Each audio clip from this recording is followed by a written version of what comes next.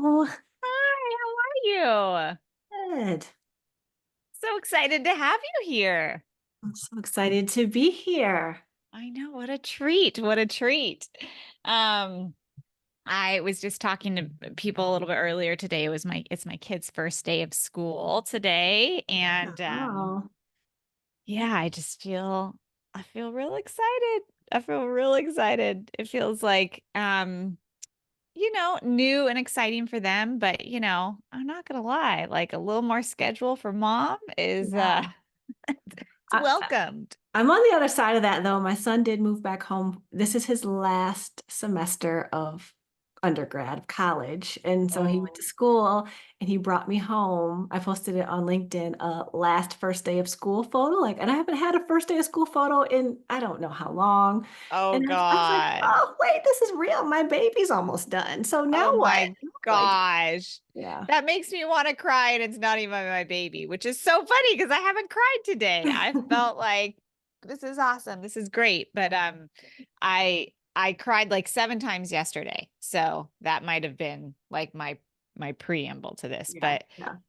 I feel like I have a friend who just has one kid, and he's in third grade, and she's just a mess every first day. She's like, it's my last first day for this one. She's like, every single time. She's like, she's like, that's how you're gonna be with your last kid. Like, she's like, it's different, you know? And I'm like, Yeah. oh God, no more tears for me. Good Lord. I have enough already. I know. Well, let's jump in. It's funny because I this summit was coming up for me, and it was on the same day as the first day of school. Just the way the schedule worked out. This is my one today and tomorrow were the 2 days that I could do it. And I was actually a little bit getting a little nervous about it. It felt like, okay, you're really packing something in on a big day, which I normally don't do. And it has been such an amazing like jump. It's like my first day of school too. Mhm. It's like Mhm. jumping back into the season of like building and growing. And as everybody knows, I mean, depending on when you're listening to this, like fall and winter even like those are growth times. Like we are building, we are putting ourselves out there. The purchasing power is really high. There's a lot of money being spent. Like consumers are spending, like their dollars on a lot of things. So there's just like a lot of movement, momentum, energy happening. And I have felt that all day. And I'm really excited to talk to you because I have so many people always asking me about doing a TED talk or coming up with a signature talk, something Mhm. that they can pitch themselves to like corporate companies with, something they could pitch themselves to even like podcast or other entrepreneurs with. And you have such a grounding presence to you. Like I feel like a lot of times when I have public speakers that come on or other people that have done big talks, their extrovertedness and their Mhm. energy is like amazing and so cool, but also like it isn't always relatable to me because I Yeah. feel like my little coaching self is like I'm a little bit quieter, I'm a little more introverted, and it's like you have this beautiful balance of being able to have achieved these big things with like TEDx talks and getting like talking at corporate events and different things like that, with also this very grounding, subtle vibe that you bring to the table. And I feel like it really creates a sense of calm for people so that they can open up their brains to start to like feel comfortable to, creatively shift and do things like that. So I'm so excited to pick your brain and get all Thank the you. notes Thank from you you. today. It's funny you Um, say that though, because calm is the word I get the most when I ask for feedback. And really? it's interesting because I'm a comedian. I've done improv for 15 years. So I'm on stage a lot doing not so calm things, but when I'm speaking from my heart and I'm speaking about things I'm passionate about, I was the like really quiet, shy kid. I didn't like to talk a lot. It's funny, my first career was radio personality, but you didn't have to see anybody. You could just like sit behind the mic and talk. And I think a lot of people think you have to put on this big, like energetic persona to be a speaker and like take up the stage and you don't. You just have to tap into who you are because people want to connect with like who you really are. I love that. I love that. And I feel like it's so inspiring for so many of us that like we would love to be sharing like our message. Like I love podcasting. I love podcasting because I can just sit with my mic and just be myself and just be like, this is what's going on, or let's just have a real intimate conversation, right? And like you worry that that's not going to be enough. It's not going to Mhm. be polished enough. It's not going to be big enough. It's not going to be smart enough. And what I've realized over just like being, like I don't want to say ballsy, but ballsy enough to just like put my mediocre podcast content out there is like people love mediocre. They resonate with normal. They resonate with people going through day to day kindergarten experiences and third grade experiences. And like, they're like, oh, you went through that too? Cool. Like, and so it's always amazing to hear kind of like success stories like yours of people who have done that in their own way with their own personality. So anyways, I'm freaking pumped. Yeah. I know you very well at this point. But for people that don't know you, will you just give a little bit of background of kind of like who you are and what you do? Yeah. So short version is I spent over 20 years in corporate and media marketing and advertising. I left corporate as a COO, partially to become a caretaker to my mother. So I'm in that season of life where kids are growing up, but now I have to be my mom's mom, which is a big transition. Started a coaching business right after I left from kind of by demand. A lot of people started reaching out to me asking if I could coach them because they no longer had access to me in corporate. And last year, I also started a second business called Shift to Play, where we use improv and play, and we go into corporations and businesses and work on team building and culture and communication, fixing all the things that make work suck, right? Because as adults, we all got to work in some way, shape, or form. And if we can make work better, we can make life better. And that's kind of my ultimate goal. I love it. And tell us a little bit more about the idea behind Shift to Play. Yeah. So as a person of color, my co-founder is also a person of color. We've done improv together for a very long time. We're part of a BIPOC improv team that performs all over the world, and it's not easy to get to the top of the ladder looking like us, and we both did, and we were able to do that because improv really taught us how to, number one, get over ourselves, remember how to kind of be in the moment, be present, be able to think on our feet, just a lot of really great tools in our tool belt. And we would bring that to work. And so we always had the best performing teams because we would bring play to work and because we would integrate these principles. And when you have the best performing teams, that's what makes the numbers go up, right? The bottom line that everybody's looking for. And so you quickly get promoted. They don't pay attention to the part of like, it's the people. A lot of people pay attention to the numbers, but when you really focus on the people and you help people recognize that, like, hey, there's this thing that we all know how to do, by the way, because a lot of people come to me and they're like, oh my God, I can't believe you do improv. I could never do improv. And I'm like, you did it until you were probably like 8 or 9. And then someone told you to stop playing so much and to start being responsible. And the older you got, the more you got the responsible word and the stop playing word. And we forget. And so I feel like a bunch of grown-ups got together and made up rules, which we call improv, which are really universal things that we all do as kids.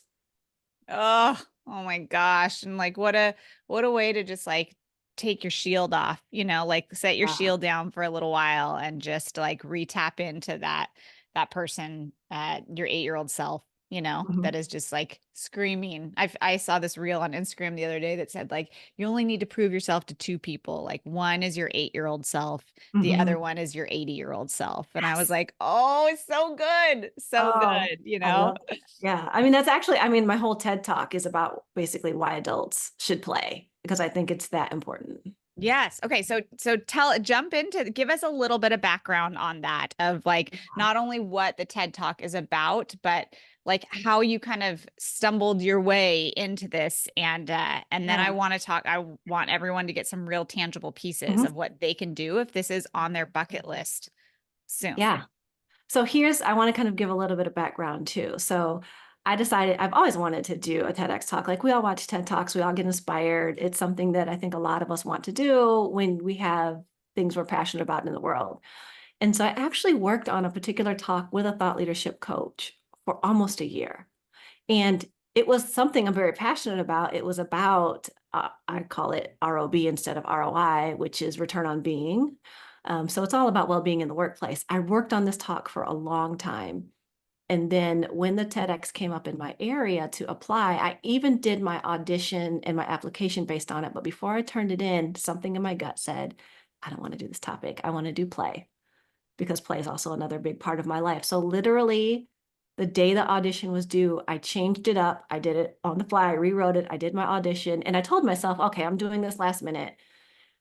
I'm just going to call this one a practice one. Let me go through the process. I just didn't think I was going to get selected at all because I didn't feel as prepared as I had for this other big idea I'd been fleshing out for a long time and working on a talk.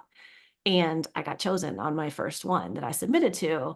And I say that because I really want people to recognize that there's a lot of strategies out there and a lot of people of like, I can guarantee you get a TEDx and here's how you pick your talk. But you really got to pick the thing that's truly like in your gut and that you're passionate about, because the big thing about the TED brand in general is they care more about your big idea than your personal brand, right? They care that it's something you believe in, it's something you're passionate about, it's a fresh take, that you have personal experience with it. And that comes across even when you're doing like an audition, like when you do like a little quick video. I think people can tell if it's something that you think you should be doing because that's going to get the most hits, or it's something that you really want to share and you really stand behind and it's a big idea that kind of wants to be birthed through you.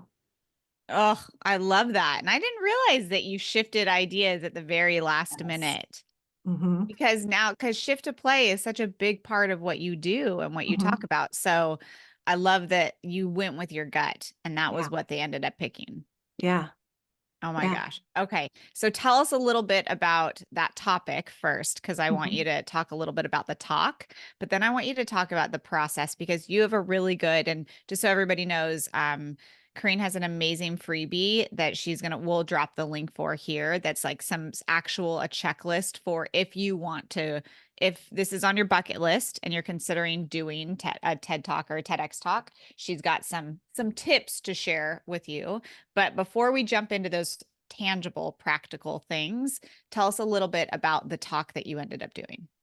Yeah. And so I really wanted people to tap back in to that person that they were as a kid, because we have a lot of hopes and dreams and big ideas about the world that kind of go away. A lot of us go through life, we build a career, we become adults, we checked all the boxes, right? But we're kind of miserable. It's like not fun. Like we think once we check all the boxes and we get the titles and the salary, or we build the business, that like that's when we get the happiness and the joy and life is fun. And we say, oh, we'll do the fun things later, we'll do the play later. And it's really important to bring that back into life now, not just because it feels good and it's fun, but also because there's a lot of science behind what play does, not only for our brain, our longevity, our happiness, our well-being, but also especially for productivity in the workplace. And the companies that actually weave in play are some of the biggest companies in the world. It really increases our productivity because when we're burnt out, that part of our brain shuts off, right? When we're stressed, when we have too much going on, we can't come up with these great creative ideas.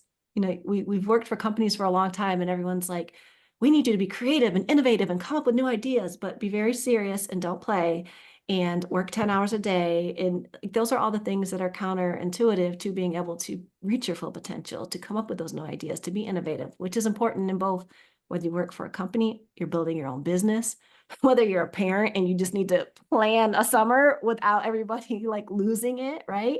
We all have to kind of tap into that creativity. And we all have so much of it. We are all creative beings, but we're made to believe that we're not, that there's those people over there that are creative and we're just kind of in a Yeah. box, right? But we Yes. all have it. I had someone tell me that the other day, like Albiona, our parenting coach, was on earlier today, and she had said to me the other day, Kelsey, you're such a creative being. Like, because I like a lot of white space on my calendar. And she was like, you're such a creative being. And I was like, you're talking to the wrong person. Like that is not me. No, I'm not a creative. Like, I'm a productive worker, is what I am. And she kept saying it over and over again. And when I got down to like my 8-year-old self, I was like, What did you do when you were 8? You painted. Like I Mhm. painted like crazy. I was always painting, was always creating. Like I was like, man, that artistic side of me really has taken a back seat. It's Mhm. wild how we don't associate ourselves with that, but we Yeah. really are all creative beings. Yes, we are. It's wild. Sorry, keep going, keep going. No, and so I think that it's just important that we create space for that and we make time for that. And especially those of us that are parents or have young ones or are around little people, like we'll take them to go play and then we'll sit and work and not play with them and watch them play. And it's like just like look up and engage and play and understand how much that's helping not only your well-being, but it's also teaching them, right, that it's okay for life to be fun. It's okay. You don't have to grow up and be serious and have all your fun now. And that's the one thing I don't think our generation learned. Like that was kind of erased. And I think I see that coming back of embracing play for the rest of our lives more than we have ever. Oh my gosh. And I love that. I think that that will actually long way come full cycle and make us more productive, Yeah. right? Like Mhm. I always remember that because my brain wants to be more productive. So, like, someone Mhm. tells me, like Laura Conley was just saying earlier today with weight loss and with health, she's like, my like number one message right now is fun. Like, it Yeah. needs to be fun. If it's not fun, it's not going to be consistent. And I'm like, you tell me that, and my brain says, like, like that's Mhm. the opposite of productive. That's the opposite of what like is going to reward me. That's the opposite of making more money, like, so it's so interesting that that's the natural gut reaction. What's so neat about it is the more that you come out and do a TED talk and have these conversations, the more that Laura shouts it out, the Yeah. more that we all start realizing like, oh, that is actually the avenue to the Mhm. goals I want to achieve. Instead of like muscling our way through it, it's Yeah. like, how can we find play? How can we find fun? How can we get creative about it? So it's like, even if we're fighting it, the more people that are showing us that that was their path to success, Mhm. the more we start to believe it. Especially like with what we're doing, right? It's not easy building a business, especially when it's like you're building it by yourself. Like I came from corporate where I had like a whole team of different, I had like a creative team and I had all these teams to help me. And then when it's just you and you have to come up with, you know, as simple as starting a business and you're like, well, what's the name of my business? How do I do this? How do I do that? How do I write copy? How do I learn marketing? How do I set up my processes and systems? It can be so overwhelming. But if you can remember that, like, oh, I get to build these things and remember that it should feel playful and that it's like, oh, I'm not launching and just focusing on numbers and failure. It's like, oh, I get to put this thing out here and play with it and see what I learn from it and kind of redo it. And if you could almost gamify it with yourself, yeah, it's going to still be hard, but you could have more fun with it because you can also choose to just be stressed out every day and get overwhelmed and quit when it's something that you might not really want to do. So there's definitely ways to make it more fun during the journey because it's definitely a journey. Oh my gosh. Yeah, it's sometimes it's not a fun journey. I'm not gonna lie. Sometimes you're in the trenches and you don't know what you're doing. But other days it's amazing and so rewarding. And Yeah, I feel like there's definitely way more days of like, oh my gosh, I can't believe this is what I get to do for a job, right? yeah. Like, but you bring up a really interesting point because the idea of play, the idea of fun is great in theory. It's Hmm. awesome. People can Hmm. get on board with it. But like the tangible aspect of like, now, how do I integrate that and watch that help me be more Hmm. productive? Watch that help me hit goals maybe I didn't even realize that I had. Like when you work with people, do you give them like tangible things that can help them do it? Because you mentioned gamifying it. And Hmm. that for me was like, ooh, that feels interesting for me because like I and I'm about to open up another round of the Coaches Mastermind, right? It's a Hmm. program I freaking love. It's so fun. But every time I launch it, I think, "Ooh, could this be better? Like, ooh, what Hmm. else could we add to it?" And like I almost have been thinking about adding a little gamification to it to make it more fun for the people inside it. I'm like, what if everyone wrote their sales page copy and once they got it and sent it to me, whether it was shitty or good, Hmm. like there was a badge or there was a Yeah. away or something fun where I'm like, is there a way to inject some more fun or gamification or play? So do you have like tangible ways for people to start, or practical ways for people to start integrating that into their life? Yeah, so I do a lot of life and leadership coaching. So a lot of the coaching I do is primarily women, women who are either mid to senior career or women who are running businesses and building their businesses. And like the key to building a life that you actually love is recognizing that life happens in the days. So yes, we have long-term goals. Yes, we have these things, but like when we look back, it's going to be how do we spend our days? And so like the number one way I weave in fun and have people start thinking about it is in just their daily design of your day, right? How do we even like making your calendar more fun?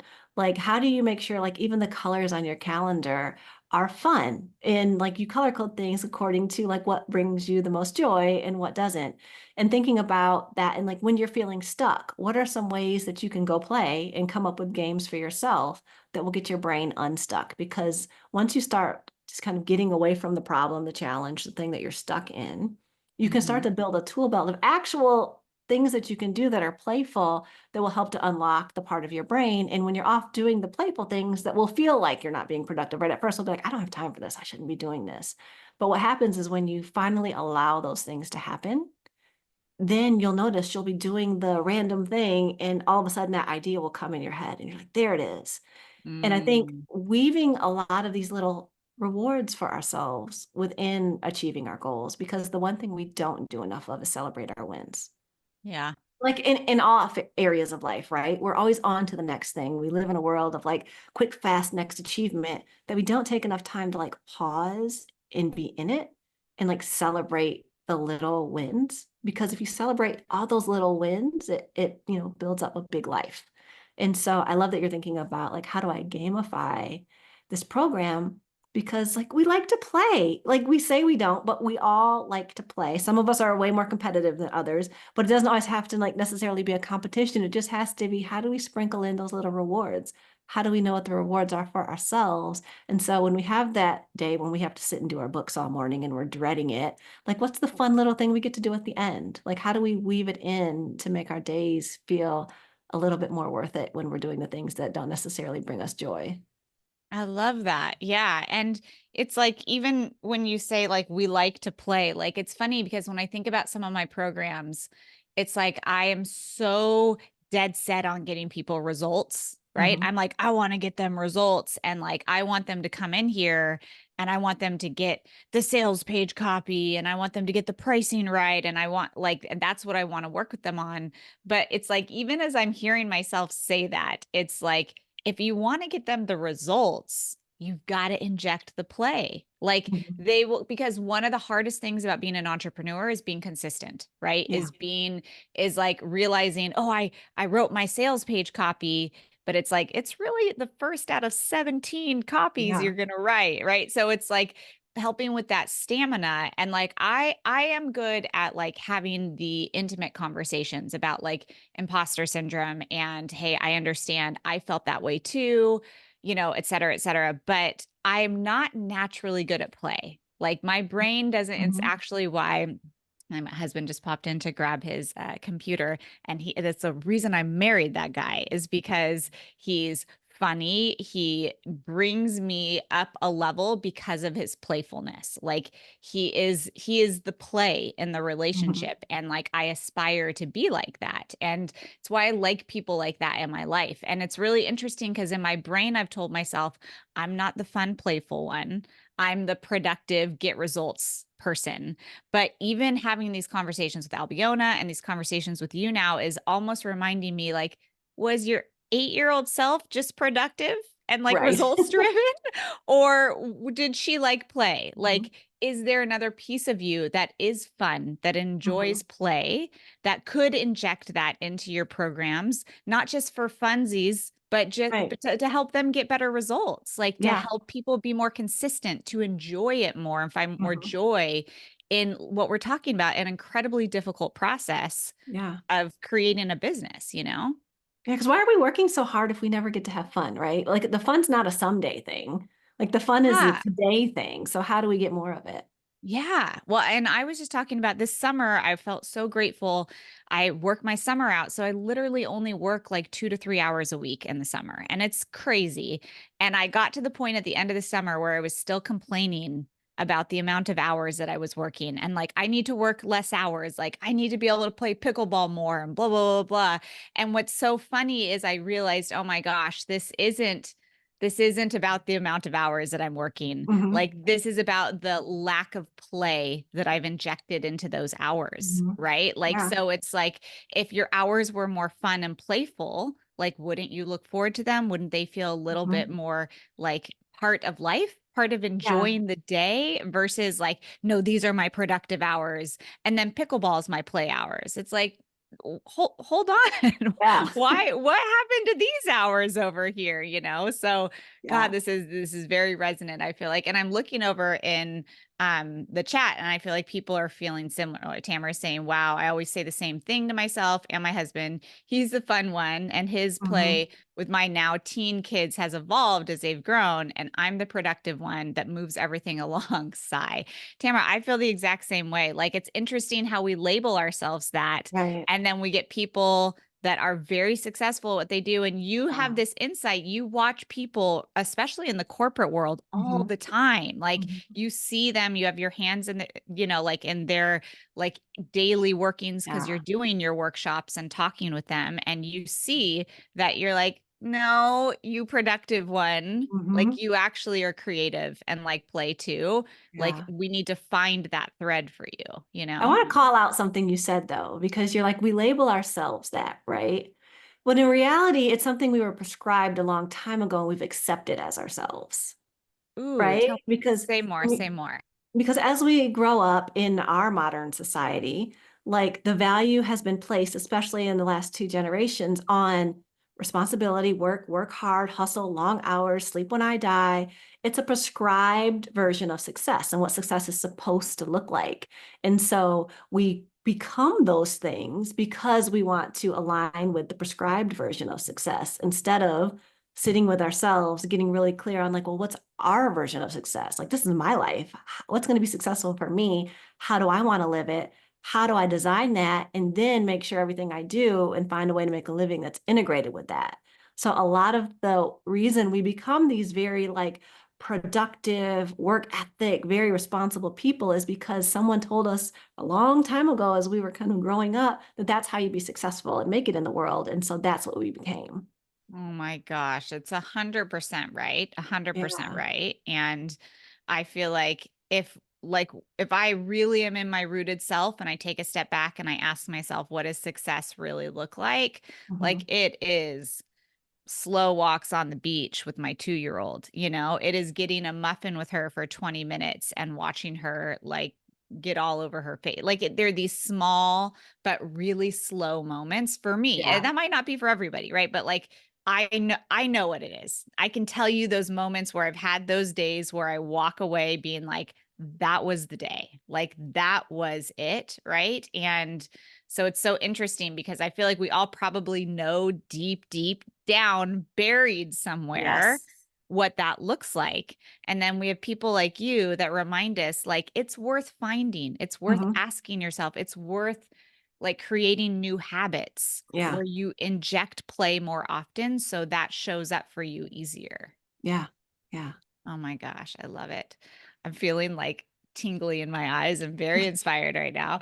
It's so funny because I was like such a tough nut this morning after drop off, being like seeing moms crying, being like, I'm just gonna go have my coffee and work. And now here I am, like 3 hours in, being like, I've got a lot of tears in my eyes. I'm feeling like because this also resonates from a parent perspective. Yeah. Like, when I think about like my life and the example that I'm setting, like, I would love to inject more play in that and like Hmm. be more true to myself and be painting and doing things and showing Yes. them like you don't become an adult and go to work and be cranky like and Right. eat salads. Like, that's Yes. not what you have to do all the time. Like, you can have this fun and Yeah. playfulness and set kind of a new tone for them of what kind of like a successful motherhood looks like, like it's Yeah. not just working and being on time and all the drop-offs, and pickups. It is also, it's playing at the drop-offs and Mhm. the pickups. It's giggling, it's laughing more,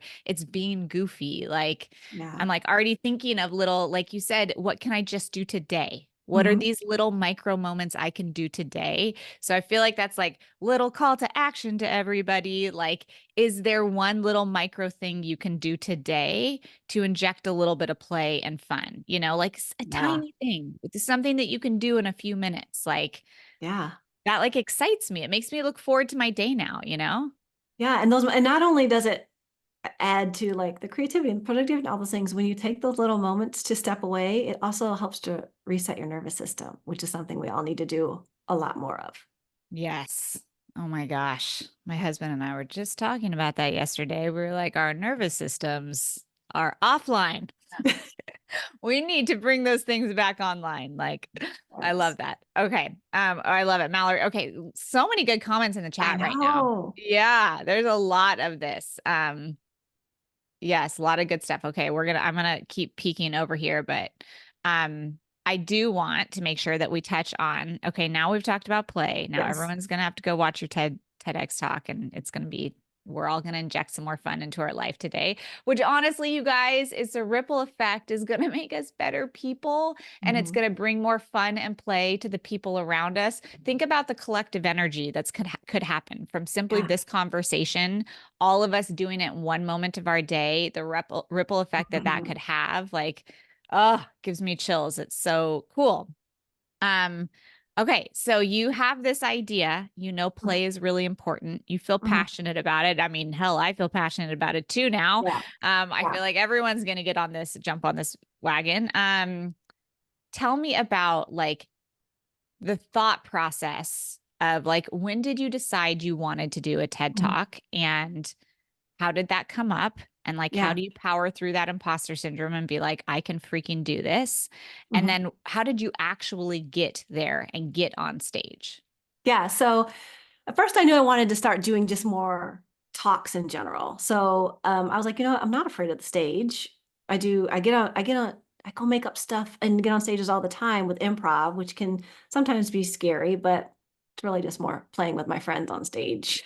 So that's kind of fun. But I knew that there's a lot of things that I would share, like just throughout my corporate career. I have a huge tool belt of well-being, woo stuff that I've built up over the years for healing myself and really studying well-being. And it was something that I felt very passionate about, especially at this phase of life.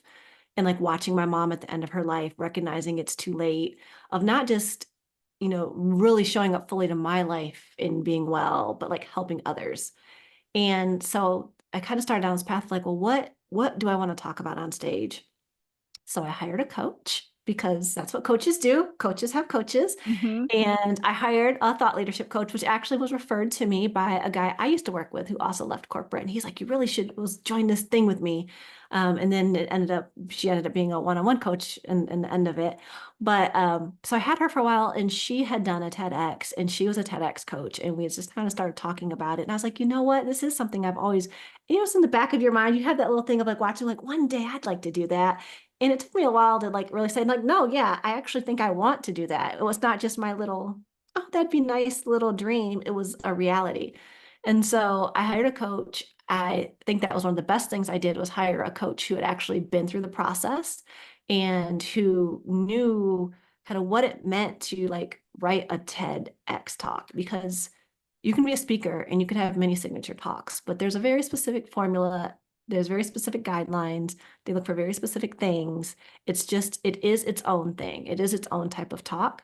And I think even if you didn't necessarily have a dream to be on the TED stage, learning how to create a talk in that way, I think can help you be good on any stage, right? Because I Yep. think that you have to be very thoughtful and very considerate about what your big idea is. And so I did kind of last minute, as I mentioned earlier, kind of last minute switched it up. I got into it, but in my experience, the TEDx that I did, so everyone knows TEDx, all of the TEDx events are basically independently owned.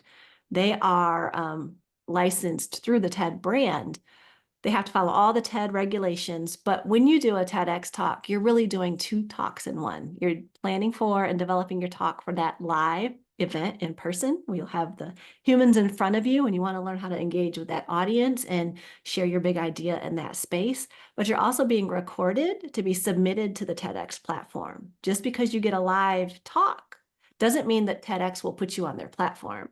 So it's very, very, very, very important to read their guidelines and understand the rules, because I do know people who've done TEDx talks and TED rejected them because they did not pay attention to the guidelines.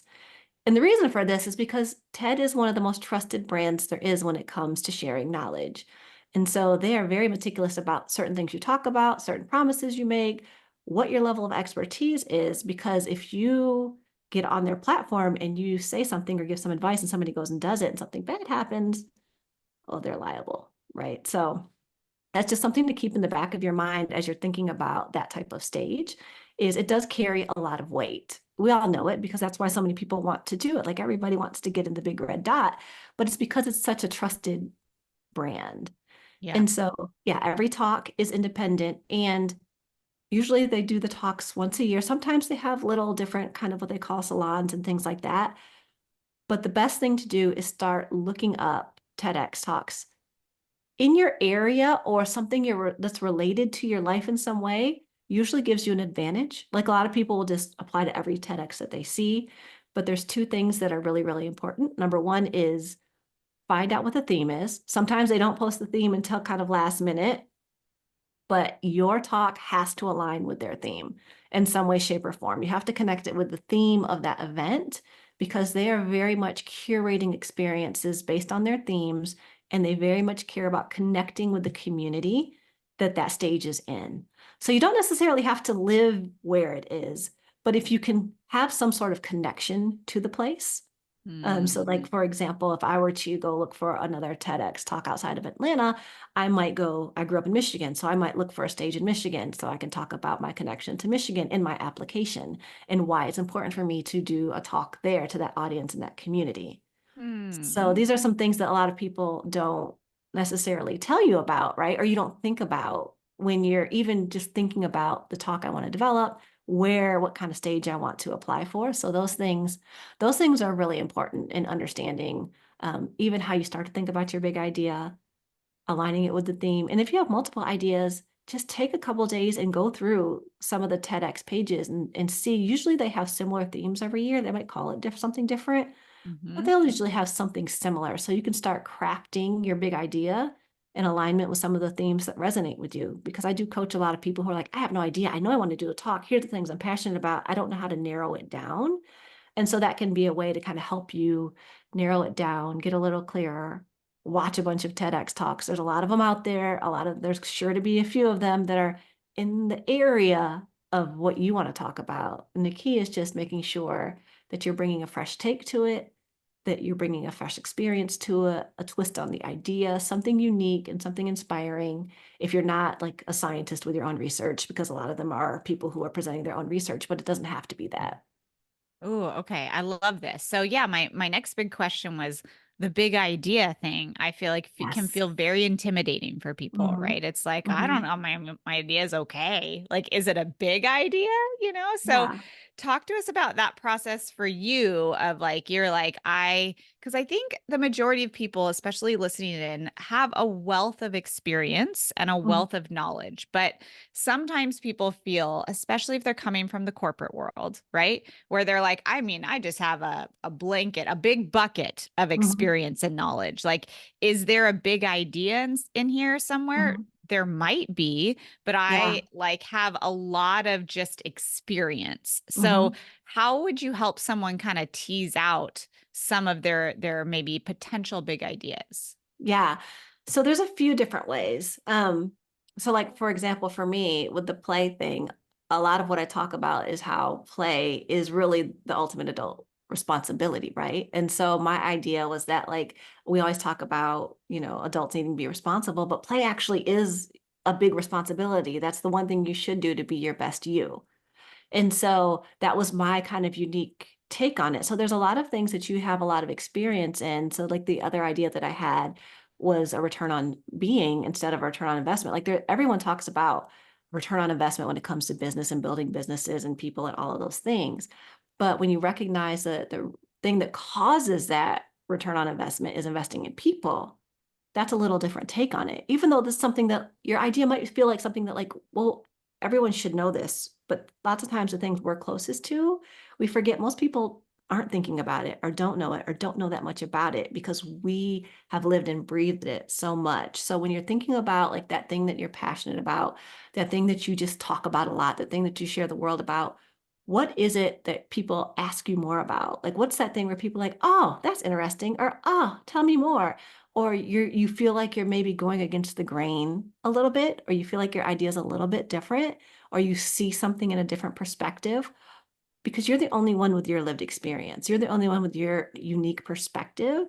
And by you sharing your idea and your thoughts on it in your way will resonate with someone else who might not have been able to see that perspective. And I think that's important is like getting comfortable with like, oh, I am an expert at myself and my experience and what I've learned and what does make me unique. And kind of starting there will help you to start to follow the thread to what's going to kind of light you up. And it's that thing that kind of lights you up when you talk about it is a big clue.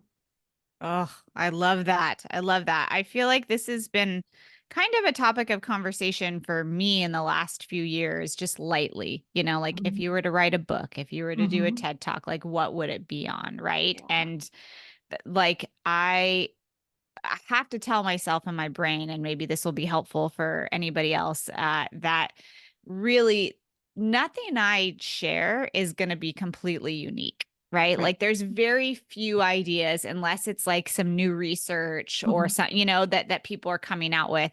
But the reality is the combination of the way that I put my talk or my experience or my book together is going to be insanely unique. Like Yes. no one can ever create that same experience. But it's like, say, I want to talk about finding your passion, right? How to find your passion. Mhm. Like the content of that talk of adding in who I learned from, Mhm. what research I read, what experience and stories I had, what clients Yeah. I talked with, who were my inspirations, all the combination of all of that, Yeah. like it's like a fingerprint. There's no way that anyone would Right. create that same Yeah. combination. That is going to be insanely unique. Now, writing the headline of like how to find your passion in a fun, unique way that has a twist, sure, that might be a Yeah. little bit hard, but that's a copywriting skill. Like you leave that big headline or how to wrap up your unique fingerprint in a one liner till the end, right? Like you come up with that content that feels Mhm. so uniquely you, and remember that nothing is going to be so super unique, right? Because Yeah. I feel like that's an issue that I have, like that imposter syndrome in my brain Mhm. that I have to consistently tell myself, like, Kels, you're probably Yeah. not going to come up with something that like no one's ever heard before. Like the ideas are out there, unless you've got like a Tesla, a brand new innovation or something like that. And those are the anomaly, right? Like Yeah. those are the 5%. The other 95% of people are just brave enough to share the combination of their experiences, their point of views, their thoughts, all combined together in this like unique pattern. Yeah. Think about like, take for instance, one of the most known TEDx talks is Mel Robbins, right? Mm-hmm. If you really think about her talk, there was absolutely nothing new in it. She was stressed out, she was burnt out, she wasn't getting like, and she randomly saw the NASA thing and the countdown and told herself, I'm just going to get up tomorrow and count down. Like literally that was her big idea is I'm going to just count down and force myself to get out of bed and face the day. And look where it's gotten her because she shared it through her unique experience, her unique lens, how she applied this very universal common thing to her life so she could transform her life. And I Yeah. think that's what resonated with people is like, oh, you're telling me something in a new way. And I think that same feeling of like it has to be so unique and special happens when we're trying to come up with how we sell ourselves as coaches too, right? Because Yes. coaching is really like selling our big idea because it's our unique training, our unique experience, our unique life, our unique communication style, our unique energy, aura, all of that that's going to attract the people that are meant for us. There's billions of people in the world, there's definitely certain people who are going to be like, you're my person. Yes. And it's just remembering that, and that they're only going to do that if you're actually being yourself. Yeah. And there's no better feeling, I feel like, than that connection that when you're just purely yourself and you're like, this is what I am, this is what I'm good at, this is also what I'm not good at, this is Hmm. what I bring to the table. And then you have someone else that like looks at you and is like, that is exactly what I want. Let's do this. You're just like, oh, Yeah. it worked. Wow. Yeah. Just for me as I am, just showing up. And then when it works time and time again, it's like the light bulb goes off. You can't be more yourself after that. You're Right. just like always wanting to be yourself because you're like, oh my gosh, I'm validated that people just want me. They don't want Yeah. this shiny version of me. They don't want this unique version of me. They just want me just as I am, just being really fully, Yes. brutally honest. Yeah. I love that. Um, One other small thing that I will just pass along to anybody who's thinking about kind of coming up with a big idea for this, is the other issue that I run into, and this I run into this with coaches as well, because we want the one coaching offer, the one group coaching program, the one business name. And when you become an experienced entrepreneur, you realize like, oh, that's really sweet, but you're going to have 75 group coaching programs. It's like you're going to test and iterate so many. And the Hmm. quicker and the more nimble you can get out there to test what is most impactful, not only the better product you will have, but like the quicker it will be successful, right? Because you'll have Yeah. actual feedback, And so when I'm thinking about like my books or my TEDx talks or things like that, I literally don't think about what's my one big idea. I think Hmm. about I need to have at least five. What Hmm. are at least five big ideas, or what are at least five books I will write, right? Yeah. And then when I throw those five books out there and I'm like, here's the five book titles, and I kind of outline what each one would be about and kind of pepper in some experiences, like this could be like a 30-minute exercise, guys. Yeah. But then all of a sudden you have five to work with, and you can pick whichever one is pulling you at this moment in time or the one that excites you the most. But you start to realize and retrain your brain that like we have time like to build out so many TED Talks, so many Hmm. books, so many coaching programs. And sometimes if we're holding ourselves back because we haven't found the perfect one, the Yeah. perfect big idea, the perfect book idea, the perfect coaching offer, then we just don't move forward at all. And that is the worst thing that we could do to Yeah. ourselves, because then we keep all of our impact, our ideas, our creativity locked up inside of us and it gets stuck there. So if that's helpful for anybody, take that exercise, go do it for 30 minutes. I feel like we have so many fun exercises now, with Yeah. everything that you've given us. But it's so nice to have you come and to share that like you worked on this idea and then you brought a completely different one to the table. Like I feel like Yes. some people see TEDx talks and they're like, well, they had a great idea. I don't have a great idea. Nothing I have is like a cool, unique idea. And to know that like you had an idea you were working on, and at the last minute, your gut was like, I want to pivot to this other idea, and you put that Yes. out there and it was so successful, is such a reminder that you guys, we all have multiple big ideas inside of us, multiple book ideas, multiple coaching offers, multiple businesses, probably. Like our Yeah. job is to get through the first one so Yes. we can do the second and the third and the fourth and get on that trajectory and that path. Well, and even like you said, I think one of the things to recognize too, because I feel like this is kind of a theme, there's, I had that pivot last minute of actually trusting my gut, especially as women. Like we have wombs, we have intuition, our gut knows a lot more sometimes than our brain does. But the same thing happened even with my coaching programs. I spent a lot of time working on building out a group coaching program, and then I started having a lot of people ask me more about, hey, you coach TEDx speakers, and like, and I'm thinking about being a thought leader. Like all these things came up when I had been working for months on the group coaching program I wanted to launch this fall.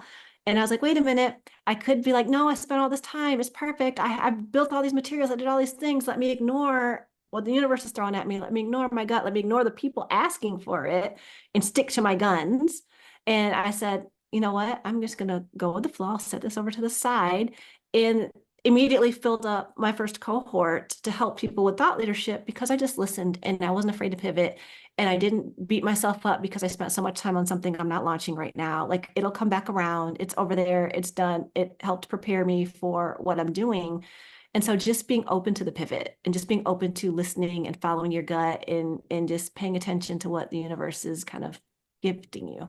Yes. And that is an experienced entrepreneur right now there. That like mentality, like all of us will go through that. Like every single entrepreneur will go through that. I had podcasting was my main offer for like a year and a half. It was a year and a half of work, you guys. It was so much work. And the amount of money that I probably made in that year and a half, I made that exact same amount of money in 48 hours about 2 weeks after I decided something in my gut says to launch this coaching offer instead. Like something is pulling me to this. I've been ignoring it.